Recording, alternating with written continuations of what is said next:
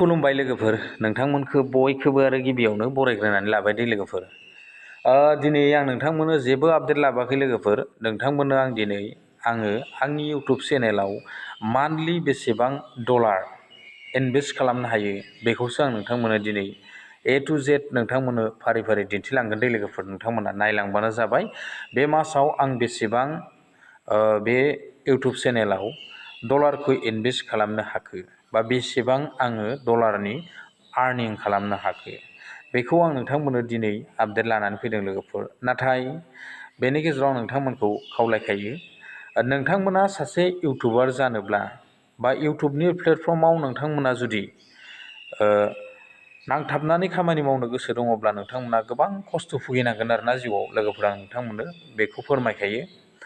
सासे इउटुबार जानोब्ला नोंथांमोना बेवहाय फारसेनिफ्राय नोंथांमोना बेखौ स्टाडि खालामबाय थानांगोन आरो गोबां खस्थ'बो दङ गोबां नाजानायनि गेजेरजों नोंथाङा जिउआव साक्सेसफुलबो जाहैनो हायो आरोना लोगोफोर बेखौ आं नोंथांमोननो दिनै फोरमायखाबाय आरो गोबाङानो इउटुबखौ खुलिनानै दोनखांनायनि उनाव नोंथांमोना मा जायो जेब्ला इउटुबा भिउस थाङा बा नोंथांमोननि इउटुबा बा इउटुब टिमा नोंथांमोननि इउटुबनि जि भिडिअफोर दं बेखौ रिच हरा अब्लानिया गोबां मानि गोसोआव बेले बेजे जाखांफैयो मानि जेब्ला 10 भिउ आरो 20 भिउफोरल' फैबाय थायो बा 100 भिउफोरल' फैबाय थायो अब्ला इउटुब चेनेलाव खामानि मावनो बानाय जायो नाथाय मोनसे खोथा लोगोफोर नोंथांमोननो आं दिनै जेबो आपडेट लाबोआखै आं बेखौ बुंखादों नोंथांमोना खम भिउस थांब्लाबो इउटुब चेनेलाव खामानि मावनो बानो नाङा नोंथांमोना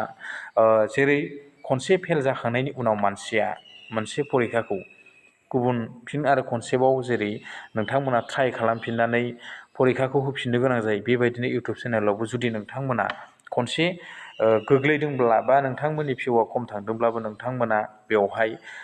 दिनै आपडेटखौ लाबोथ'वा बेखौ साननो नाङा नोंथांमोना रेगुलार आपडेट होबाय था अब्लानो नोंथांनि इउटुब चेनेला ग्र' जालांगोन दे लोगोफोर आं बेखौ नोंथांमोननो फोरमायखाबाय बायदि जिउआव साक्सेस जानो गोबां खस्थ' भुगिनो गोनां जायो लोगोफोर बेखायनो नोंथांमोना बे खस्थ'खौ नाजानायनि गेजेरजों सानसेब्लाबो मानसि जाहैनो हायो आरोना लोगोफोर नोंथांमोना बेखायनो आं नोंथांमोनखौ खावलायो जायफोर फंबाय उन्दै बिब' बिनानावफोर दङ बिथांमोना जुदि इउटुब चेनेलाव जुदि आगान होदोंब्ला बा इउटुब चेनेलखौ गोदान क्रियेट खालामदोंबा नोंथांमोना बयबो ट्राइ खालाम भिउआ खम थांदोंब्लाबो नोंथांमोननि चेनेलाव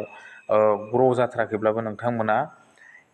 सानफ्रोमबो एभ्रिडे माने नोंथांमोना भिडिअखौ आपल'ड खालामबाय था आरोना लासैनो नोंथांनि इउटुबा ग्र' जालांनायनि चान्सआव थायो दे लोगोफोर आं बेखौ नोंथांमोननो फोरमायखाबाय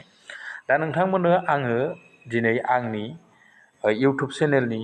जि आर्निं बे आर्निंखौसो आं नोंथांमोननो दिन्थिनो नागिरदों दे थांनाय मासनिखौ नैबे मासाव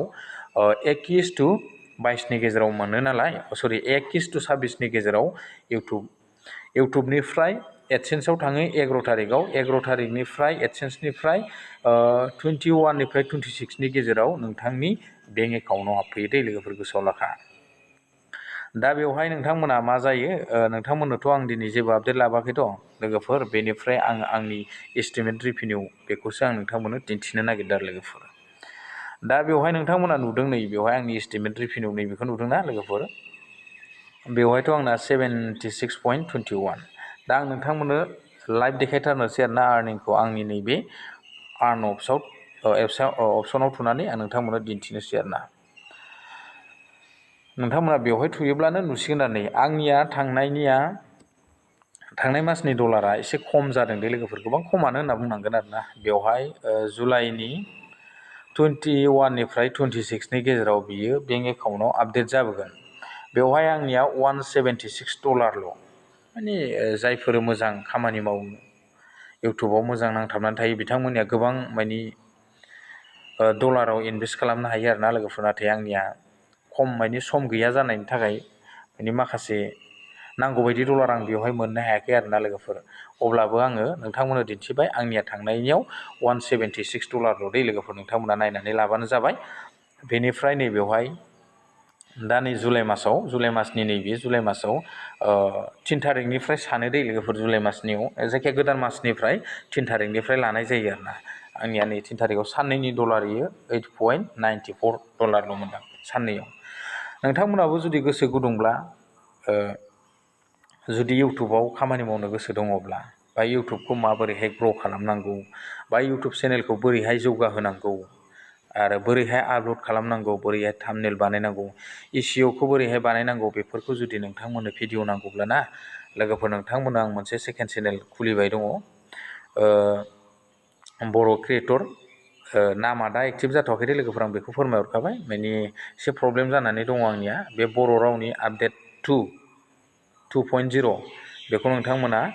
सार्च खालामनानै नाय। बेवहायनो नोंथांमोना इउटुबाव थाम्बनेलखौ बोरै बानायो, डिसक्रिपसनखौ बोरै लिरो, टेक्सटखौ बोरै बानायो, बेनिफ्राय नोंथांमोनहा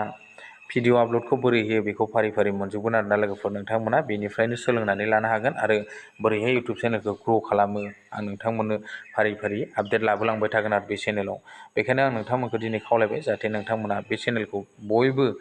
आंनि नैबे डिसक्रिपसन बक्सनि लिंकआव थांनानै चेनेलखौ साबस्क्राइब खालामनानै होयो आरो लोगोसे लाइक खालामना होयो दे लोगोफोर। आं बेखौ नोंथांमोनखौ खावलायबाय। दा दिनैनि आपडेटआ बेखिनियानोसै लोगोफोर, दिनै जेबो गोदान आपडेट गैया। आं नोंथांमोननो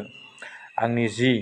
हागौ बेखिनिखौ आं दिनै, बा आं जि रोंगौ बेखिनिखौ आं दिनै आपडेट लाबोनानै दिनैनि आपडेटखौ बेखिनियावनो फोजोबथ'नाय जाबाय। गोजोन्थों।